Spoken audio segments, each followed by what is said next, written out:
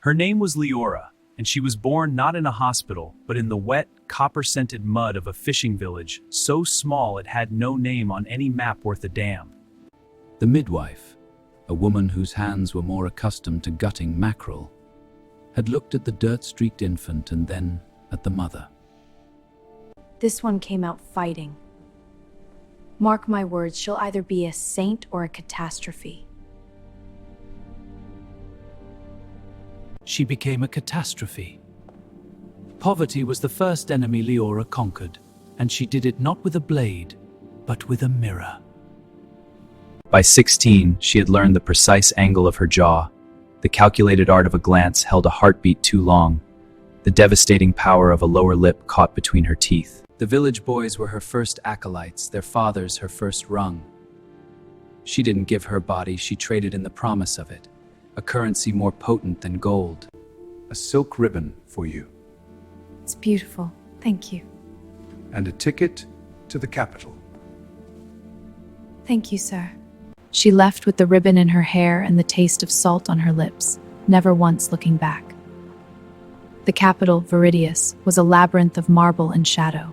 A city where old money rusted in ancestral vaults, and new money was forged in the furnaces of industry and treachery.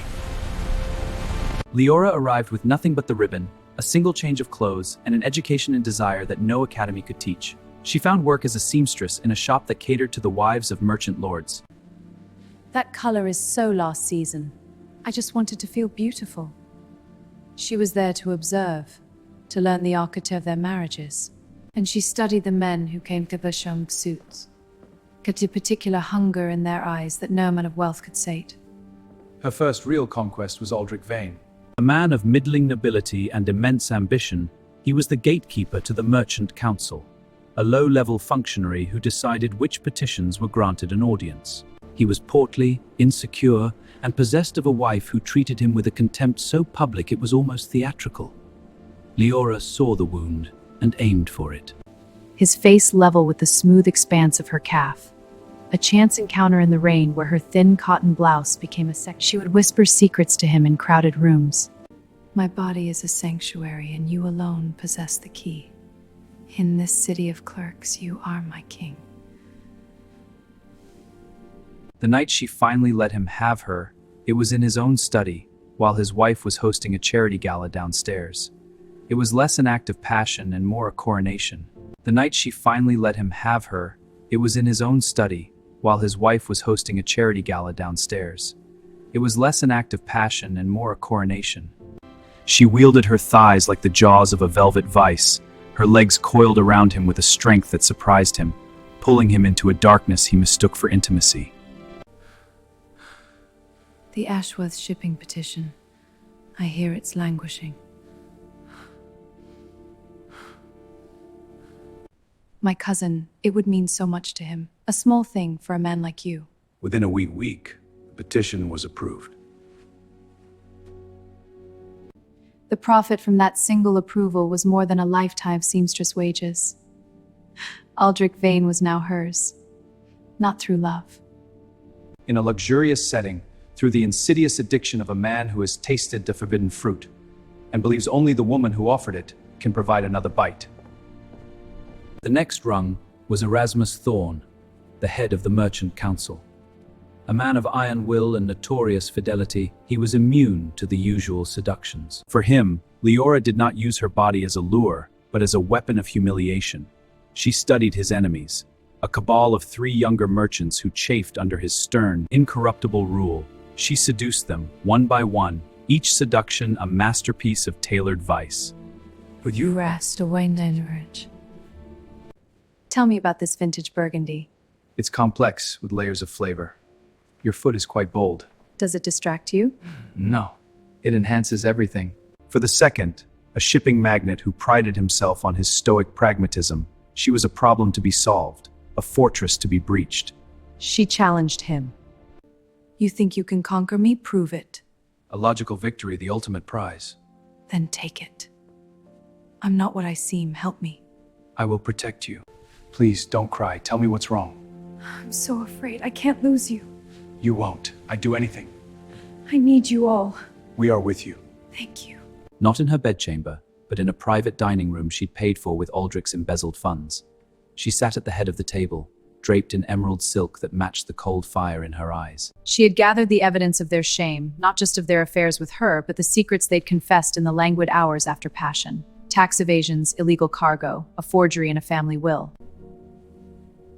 Erasmus Thorn is an obstacle, a relic. He believes in honor in the old ways. We are the new ways, and I want his seat on the council. She didn't need to threaten, the evidence was there. The memory of what they'd done in her bed, the humiliations they'd submitted to. The promises they'd made was in their eyes. They were hers, body and soul. The conspiracy was swift and brutal. We must merchants before it's too late. Acting in unanimous concern for the Council's future, I call a vote of no confidence. We have ledgers doctored by my forger that paint Thorn as an embezzler. This is a fabrication. Thorn, a proud man, refused to grovel. He was cast out, his reputation in ruins, his life's work reduced to ash. When the vote was finalized, Leora stood in the shadows of the council chamber. The three merchants looked to her, awaiting their reward.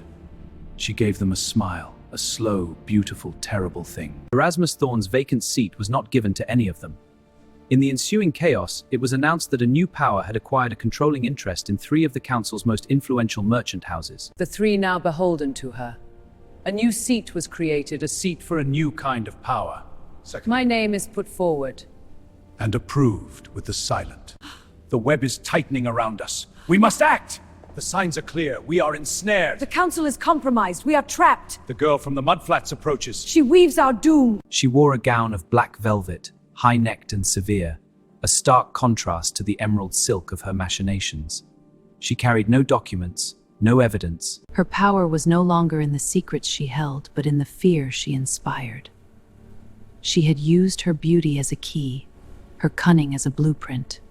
And the space between her thighs as the forge where men's wills were broken and reshaped. She took her seat at the high table, the youngest, the only woman. And the most powerful person in the room.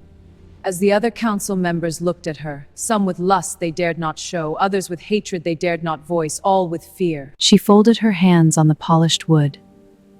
The scent of her perfume, a custom blend she'd designed herself, drifted across the chamber.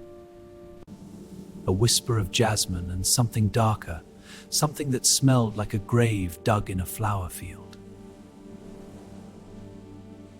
She had arrived. But in Viridius, the top was merely a more precarious perch from which to spot one's next enemy. And Leora had a list.